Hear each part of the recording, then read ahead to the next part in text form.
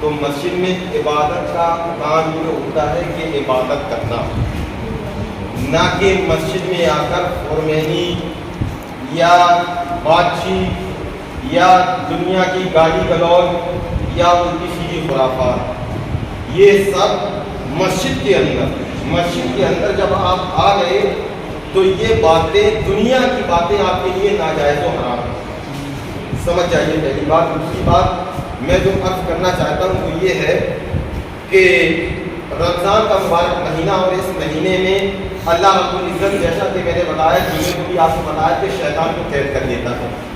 صرف اس مبارک مہینے میں انسانوں کی بندگی ہوتی ہے اور اللہ رب العزت انسانوں کی بندگی کو اپنی بارگاہ میں قبول فرماتا ہے۔ لیکن ان باتوں سے کہنا چاہوں گا، ان بھائیوں سے کہنا چاہوں گا جو اپنے بچوں کو گھر سے چھوڑ دیا کرتے ہیں، اور ان بڑے لوگوں سے بھی کہنا چاہوں گا جو بڑے لوگ ظہر کے ٹائم میں جب آیا مسجد میں تو وضو بنانے کے لیے میں کھڑا ہوا تھا تو ایک صاحب ہم گالی پڑھ رہے تھے، مسجد کے اندر گالی پڑھ رہے تھے۔ تو میرے بھائی یہ سب کیا ہے کہ جب ہم بڑے ہو کر خود نہیں سدھریں گے تو بچوں کو کس طریقے سے سدھاریں گے؟ بچے کس کے ہمارے؟ بچے ایسا تو نہیں ہے کہ اٹاپا سے آتے ہوں، بچے ہمارے اور ہم بچوں کے۔ تو جب ہم سدھریں گے جب ہم بچوں کو سدھار پائیں گے، اور ہم خود نہیں سدھر رہے۔ آئے وضو بنانا ہمارا کام ہے، مسجد میں آؤ، نبی فرماتے ہیں جب مسجد میں آپ پہنچیے تو مسجد میں پہنچنے کے بعد آپ اگر استنجا سے فارغ ہو کر آئے ہیں گھر سے، اور اگر فارغ نہیں ہو کر آئے تو استنجا کریے، استنجا کرنے کے بعد آپ وضو بنائیے، آنے کے فوراً بعد آپ وضو بنائیے، وضو بنانے کے بعد آپ مسجد کے اندر آ جائیے، آنے کے بعد آپ 4 رکعت جو سنت پڑھی جاتی ہے، 4 رکعت، 2 رکعت فجر کی اگر ہے تو 2 رکعت سنت پڑھیے، اور ظہر عصر یا عشاء جو بھی آپ آئے ہیں آنے کے فوراً بعد 4 رکعت سنت نماز پڑھیے۔ لیکن ہم کبھی نہیں کرتے۔ آنے کے بعد 1 گھنٹہ تو ہم نے باہر بیٹھ کر برباد کر دیا، مسجد کے باہر بیٹھ کر 1 گھنٹہ برباد کر دیا۔ اس کے بعد جب مسجد کے صحن میں آ گئے اس کے بعد بھی ہماری باتیں چالو ہیں۔ معلوم یہ ہوتا ہے کہ عورتوں کی جو صفت پرانی تھی، عورتیں جو آپس میں بیٹھ کر باتیں کرتی تھیں پہلے، وہ عورتوں کی صفت آج مردوں میں پائی جاتی ہے، کیونکہ مرد بیٹھ گئے، بیٹھنے کے بعد پھر چالو ہوتی ہیں باتیں، اور وہ باتیں بھی ایسی ہوتی ہیں، اپنی خود باتیں ہوتی نہیں، دوسروں کی باتیں ہوتی ہیں۔ تو میرے بھائی ان سب باتوں سے آپ توبہ کریے، اللہ کی پکڑ بہت سخت ہے، اللہ کی پکڑ سے ڈریے۔ کوئی مولوی مولانا کی پکڑ نہیں ہے، مولوی مولانا خود لائن میں لگے ہوں گے، روپ لائن میں، سمجھ رہے ہیں؟ مولوی مولانا خود لائن میں لگے ہوں گے۔ آپ اپنے مالک ہیں، بچے ہوں، بوڑھے ہوں، جوان ہوں، آپ اپنے مالک ہیں، آپ خود ڈریے اللہ سے۔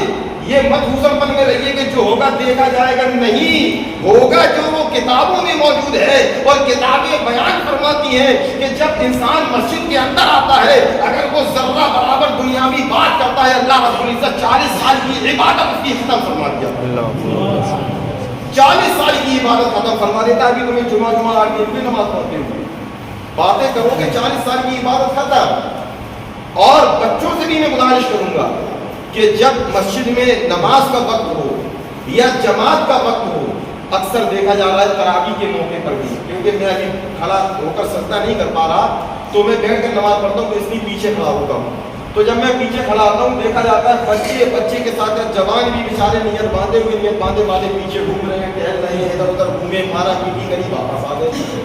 اور یہ اکثر یہ اپنے حافظ نگر مسجد کا نام معاملہ نہیں ہے، ہر جگہ مسجد کا معاملہ ہوتا ہے، ہر جگہ مسجد کا معاملہ۔ تو میرے بھائی یہ کیا ہے؟ یہ سیدھی بات کہہ دی جائے کہ اللہ نے شیطان کو تو بند کر دیا، لیکن ہمارے دلوں میں شیطان جو 11 مہینے رہتا ہے وہ شیطان جاگ گیا۔ عبادت سے کام نہیں ہے۔ اگر عبادت کرنا ہوتا، جو نمازی بیچارے اپنی نمازیں پڑھ رہے ہیں ان کی بھی نمازیں ہم خراب کر رہے ہیں۔ نمازی تو اپنی نماز پڑھ رہے ہیں، امام صاحب مسلے پر اللہ اکبر کہہ دیا، اب امام صاحب تو پڑھنا اسٹارٹ کیے اور ہم شیطانی کرنے لگے۔ امام صاحب بغیر دیکھے بیچارے پڑھ رہے ہیں، ہو سکتا بھول جائیں بغیر دیکھے، پر آپ دیکھ کر نہیں پڑھ پاتے، وہ بغیر دیکھ کے حافظ صاحب پڑھ رہے ہیں، بھول جائیں، پھر آپ کا گناہ، اس کا گناہ کس پر ہوگا؟ بتائیے آپ کس پر ہوگا؟ لیکن اللہ ہمیں ہدایت دے، ہمارے بڑوں کو ہدایت دے کہ ہم بچوں کو جس وقت مسجد میں لائیں تو کم سے کم پاک و صاف کر کر مسجد میں لائیں، اور بچوں کو یہ ہدایت دے دے کہ اے میرے بیٹا جب تم مسجد کے اندر جا رہے ہو تو مسجد کے بڑے ادب و احترام کے ساتھ رہنا، اور ہمارے بڑے بھی اس ادب و احترام کو بجا آئے, کیونکہ مسجد میں آنے کے بعد نبی بیان فرماتے ہیں, نبی نے فرمایا جب تم مسجد کے اندر آ جاؤ تو ایک دعا آتی ہے, وہ دعا پڑھ لو. وہ دعا کون سی ہے؟ نویت سنت الاعتکاف.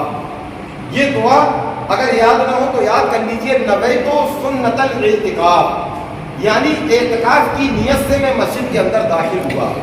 یہ اتنی سی صرف دعا ہے, اگر اردو میں یاد نہیں کر سکتے تو آپ صرف اتنا کہہ دیں کہ ہم اعتکاف کی نیت سے مسجد کے اندر داخل ہوتے ہیں. اتنا آپ کہہ کر جب آپ مسجد میں اندر ہو جائیں گے تو اگر آپ بغیر کچھ عبادت کیے صرف سانس لیں گے, سانس کی بھی نیکی آپ کی لکھی جائے گی. سمجھ رہے ہیں؟ اللہ دینے کے لیے تیار ہے. رمضان المبارک ہے تو یہ رمضان المبارک کا آپ احترام کریے. اور ابھی مغرب کا وقت آئے گا, مغرب کا وقت آئے گا. بڑی کڑوی باتیں کہہ رہا ہوں. مغرب کا وقت آئے گا, اس وقت دیکھا جائے گا, اس معلوم یہ ہوتا ہے کہ ہمیں کھانے کو ملتا ہی نہیں. ایسا محسوس ہوتا ہے کہ کھانے کو ہمیں کچھ ملتا ہی نہیں. ارے 11 مہینے جب ہم اللہ کی بندگی کر رہے ہیں, 11 مہینے جب اللہ کی رہنمائی کر رہے ہیں, وہی اللہ ہمیں 11 مہینے دیتا ہے تو رمضان المبارک میں بھی اللہ دے گا. اللہ پر بھروسہ رکھیے, اللہ دینے والا ہے. اللہ نے اگر چاہ لیا تو کچھ نہیں کر سکتے, اور اللہ نے اگر چاہ لیا کہ ہم بندے کو دیں گے, آپ گھر کے اندر رہیں گے, اللہ آپ کو گھر کے اندر پہنچا دے گا. سمجھ رہے ہیں آپ؟ تو مغرب کے وقت بھی جس وقت پھول گڑگڑ ہوتی ہے, کوئی کہتا ہے یہ نکالو, کوئی کہتا ہے وہ نکالو, کوئی کہتا ہے اس میں کودو, کوئی کہتا ہے اس میں کودو. نہیں میرے بھائی, یہ اسلام کا زیبہ نہیں ہے.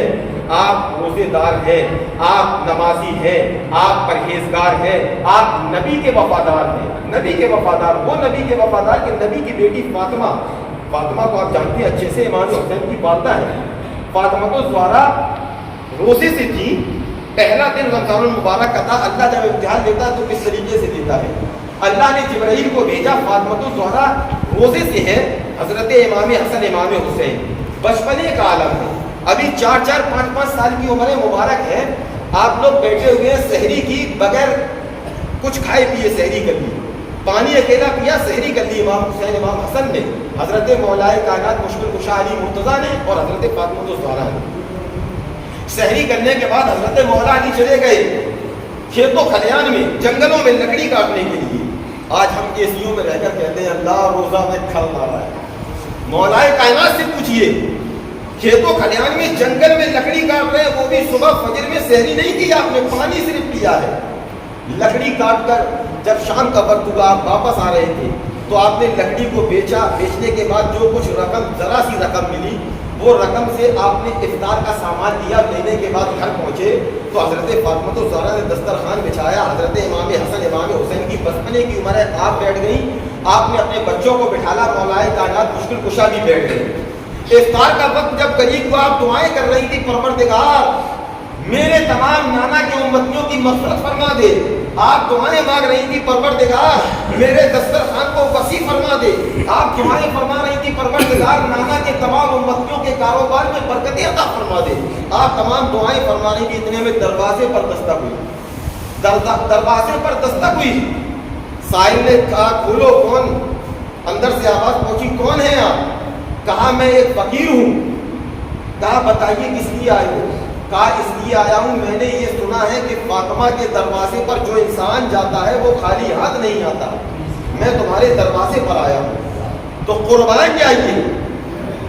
اختیاریوں پر ٹوٹنے والوں سنو, قربان جائیے فاطمہ کی ذات پر, فاطمہ کی شان پر. آپ نے پورا جتنا دسترخوان پر سامان تھا, سارا سامان اس سائل کو دے دیا. سائل نے سامان لیا, چلے گئے. دوسرے دن پھر یہی آپ نے سحری پانی سے کی, اور افطار بھی دوسرے دن پانی سے کیا. تیسرے دن کا پھر یہی معاملہ, سحری بھی آپ نے پانی سے کی, افطار بھی پانی سے کیا. چوتھے دن پھر وہی فقیر آ گیا دروازے پر. دروازے پر جب آیا, دستک دی, آپ نے دروازہ کھولا, پوچھا کون ہے؟